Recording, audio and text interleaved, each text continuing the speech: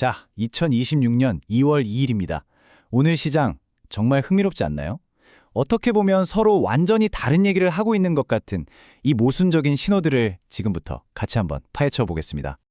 오늘 우리가 주목해야 할 건 딱 이겁니다. 보세요.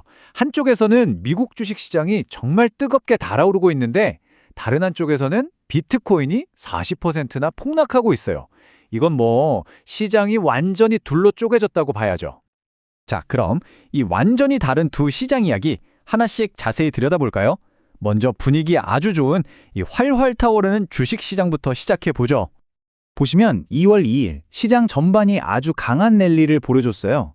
사실 국채금리가 오르면 보통 주식시장에는 부담이 되는데 그걸 이겨내고 다우, S&P 500, 나스닥 할 것 없이 주요 지수들이 전부 다 힘차게 올랐습니다. 이번 상승을 이끈 주역이 누군지 봤더니 바로 운송주하고 기술주였습니다. 유나이티드 항공이 4.5%, UPS가 3% 올랐고요. 반도체 쪽에서는 샌디스크가 무려 13%, 웨스턴 디지털도 8%나 뛰었죠. 빅테크의 상징인 애플도 3.5% 상승했고요. 이게 머리미하겠어요. 특정 분야만 좋은 게 아니라 경제 전반에 대한 기대감이 아주 크다는 신호로 볼 수 있는 거죠. 자, 그런데요. 여기서 분위기가 180도 바뀝니다. 암호화폐 시장으로 한번 가보시죠. 비트코인이요, 사상 최고가였던 12만 6천 달러에서 지금 무려 40%나 콩락했습니다. 와, 주식시장과는 정말 완전히 다른 세상 이야기죠. 그러니까 이런 거대한 질문이 생기는 겁니다. 도대체 왜 비트코인만 이렇게 떨어지는 걸까? 그리고 혹시 이게 더 큰 상승을 위한 폭풍전의 고요 같은 건 아닐까 하는 거죠. 이렇게 분위기는 안 좋은데 참 아이러니하게도 일부 전문가들은 정말 대담한 장기 예측을 내놓고 있어요.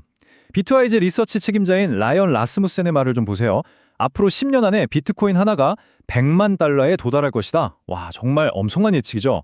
물론 여기에는 중요한 이유가 있습니다. 그러니까 핵심은 이거예요. 장기적으로는 저렇게 밝게 보는데 왜 지금 당장은 약하냐? 일단 돈이 금이나 다른 원자재 쪽으로 빠져나가고 있고요. 개인 투자자들 심리도 많이 위축됐어요.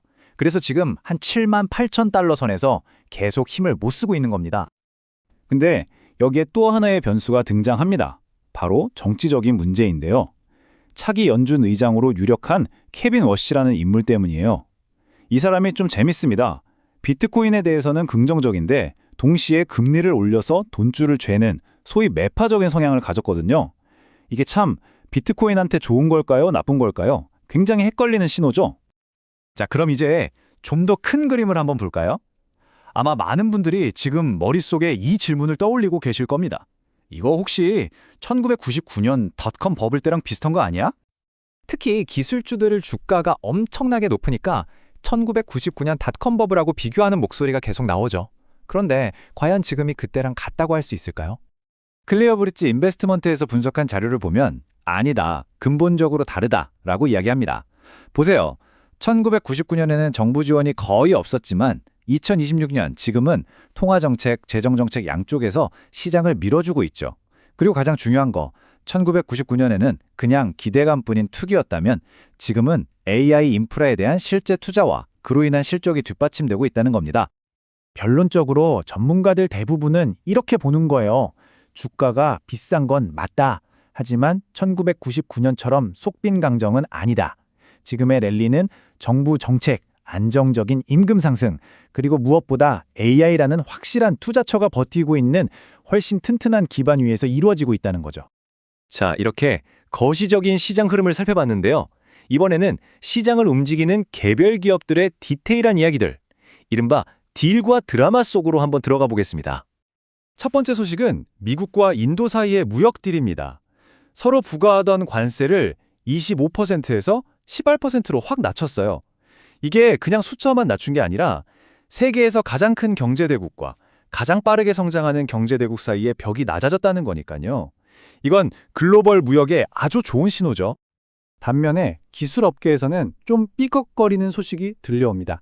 월스트리트 저널에 따르면 AI 시대의 두 거인 엔비디아와 오픈 AI의 1,000억 달러짜리 초대형 딜이 규제 당국의 제동으로 잠시 멈춰섰다고 합니다.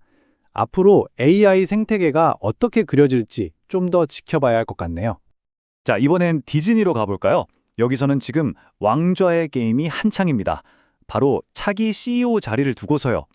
근데 이 경쟁의 향방을 알려면 디즈니가 어디서 돈을 버는지 봐야 합니다. 이 그래프를 보시면 바로 답이 나오죠. 영업이익의 70%, 거의 대부분을 파크, 그러니까 테마파크와 리조트 사업에서 벌어들이고 있어요. 그렇다면 누가 다음 CEO가 될 가능성이 높을까요? 당연히 돈을 가장 잘 버는 부문의 수장이겠죠. 바로 그 파크 사업부를 이끌고 있는 조시 다마로가 현재 가장 유력한 후보로 꼽히고 있습니다. 만약 그가 CEO가 된다면 앞으로 디즈니의 중심축이 스트리밍 같은 미디어에서 다시 테마파크 쪽으로 옮겨올 수도 있다는 중요한 신호가 되겠죠. 자, 이렇게 복잡한 시장 상황 속에서 큰 손들, 그러니까 기관 투자자들은 과연 어떤 전략을 짜고 있을까요? 그들의 투자 플레이북을 한번 살짝 엿보겠습니다. 전략은 아주 명확하게 나옵니다. 첫째, 비중 확대. 확실한 AI 모멘텀이 있고 무역 리스크가 줄어든 기술주와 산업재는 더 많이 남고요. 둘째, 중립. 비트코인 같은 암호화폐는 아직 기관 자금이 본격적으로 들어오는지 확인이 필요하니 일단 지켜보자는 입장입니다. 셋째, 관찰 목록. 디즈니처럼 CEO 교체라는 큰 변수가 있는 곳은 누가 차기 리더가 되는지 확실해질 때까지 일단 지켜보겠다는 거죠. 그래서 이들의 핵심 전략을 한마디로 요약하면 바이 더 딥입니다. 단기적으로 주가가 출렁일 때마다 오히려 매수 기회로 삼되 무작정 사는 게 아니라 펀더멘탈이 튼튼한 산업재나 운송 부문으로 포트폴리오를 넓혀가라는 거죠. 자, 이제 마지막 질문을 던져봅니다. 한쪽에서는 AI가 이끄는 경제가 힘차게 달리고 있고 다른 한쪽에서는 새로운 자산들이 숨을 고르고 있습니다. 기관들의 거대한 돈은 아직 관망 중이고요. 이 분열된 시장의 양쪽 길 중에서 과연 어느 쪽이 미래를 향한 진짜 길일까요? 여러분의 생각이 궁금합니다.